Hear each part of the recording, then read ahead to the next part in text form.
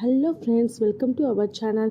இன்றைக்கி பார்த்தீங்கன்னா new year அதுமா நான் எப்போவுமே திருமணத்திற்கு அப்புறத்துலேருந்து பார்த்தீங்கன்னா நான் வேலூர் மாவட்டம் திருவண்ணத்தில் இருக்கிற வில்வநாதீஸ்வரர் கோயிலுக்கு தான் வருவேன். அங்கே பார்த்தீங்கன்னா மௌனகுரு சுவாமிகள் சொல்லிட்டு ஒருத்தர் இருந்திருக்கிறார். நான் சின்ன வயசில் இருக்கும்போது அப்போ பார்த்தீங்கன்னா என்னுடைய ஹஸ்பண்ட்லாம் அவரை பார்த்துருக்காருன்னு சொல்லிட்டு சொல்கிறாங்க.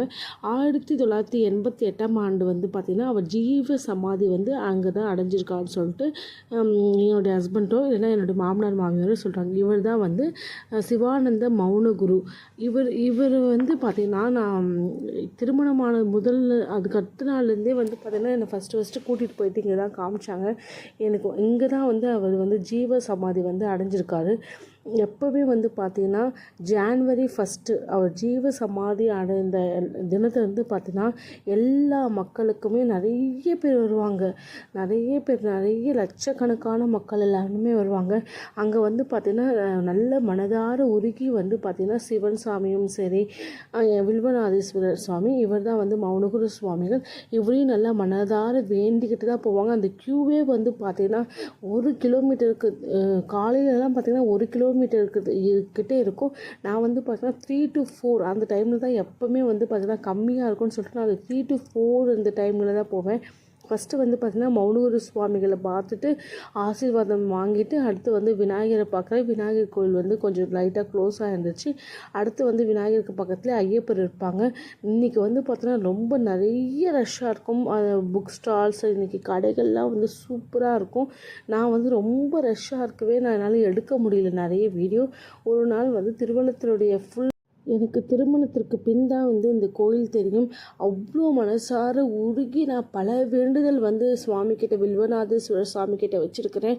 எனக்கு பார்த்தீங்கன்னா ரொம்பவே பிடிச்ச சாமி. எனக்கு கஷ்டமோ துன்பமோ எது வந்தாலும் நான் இந்த சாமிக்கிட்ட வில்வநாதீஸ்வரர் சாமிக்கிட்ட தான் போய் சொல்வேன். சொன்ன உடனே எனக்கு அந்த மனதார உருகி சொல்லும்போது கண்டிப்பாக அடுத்த வருஷமும் எனக்கு நல்ல பலன் கிடச்சிருக்கு.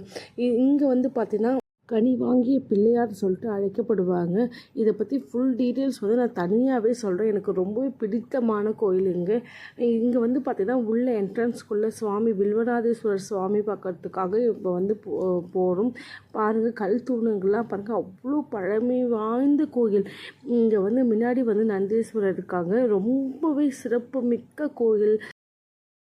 இந்த திருவலம் பார்த்தீங்கன்னா திருஞான சம்பந்தரால் பாடப்பெற்ற தேவார பாடல் பாடப்பெற்ற தலம் சொல்லிட்டு நிறைய பேர் சொல்கிறாங்க. இத்தலத்தில் பார்த்தீங்கன்னா ஈசனை மகாவிஷ்ணுவே பார்த்தீங்கன்னா வழிபட்டார் என்று இந்த இடத்துல சொல்லப்படுகிறது. அது மட்டும் இல்லை, இங்கே சந்திரமௌலீஸ்வரர், வலம்புரி விநாயகர், மீனாட்சி சுந்தரேஸ்வரர், பைரவர் என பல சன்னதிகள் இங்கே தனித்தனியாகவே காணப்படுதுன்னு சொல்லிட்டு சொல்கிறாங்க.